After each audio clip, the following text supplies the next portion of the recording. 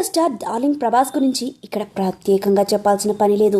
ఇండస్ట్రీలో most eligible bachelor అంటే అందరికీ ముందుగా ఇత్తగాడి పేరే గుర్తొస్తుంది. ఎందుకంటే 45 ఏండ్ల వయసు దాటుతున్నప్పటికీ మన డార్లింగ్ ఇంకా ఓ ఇంటివాడు కాలేదు కాబట్టి. దాంతోనే డార్లింగ్ అభిమానులు అతని పెళ్లి వార్త కోసం ఎంతో ఆత్రంగా ఎదురుచూస్తున్నారు.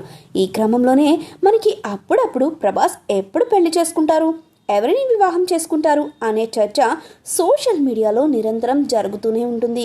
అయితే గతంలో ప్రభాస్ వివాహంపై చాలా వార్తలు వచ్చినప్పటికీ అవన్నీ అబద్ధాలని తేలిన సంగతి అందరికీ తెలిసిందే. తాజాగా ప్రభాస్ పెళ్లిపై ఆయన స్నేహితుడు హీరో రామ్ చరణ్ హింట్ ఇచ్చినట్లు తెలుస్తోంది.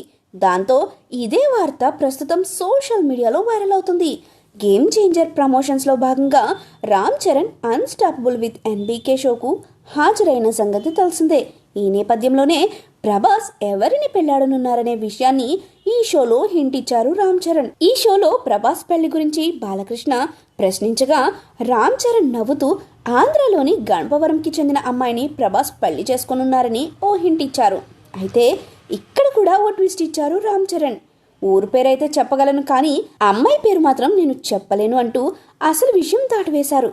అయితే కనీసం ఆ విషయమైనా తెలిసింది కదా అని రెబల్ ఫ్యాన్స్ సంతోషం వ్యక్తం చేస్తున్నారు. ఈ షోలో బాలయ్య రామ్ చరణ్తో ప్రభాస్కు ఫోన్ చేయించారు. అలాగే తన ఇద్దరు స్నేహితులు హీరో శర్వానంద్, విక్కీతో కలిసి చరణ్ ఈ షోలో పాల్గొన్నారు.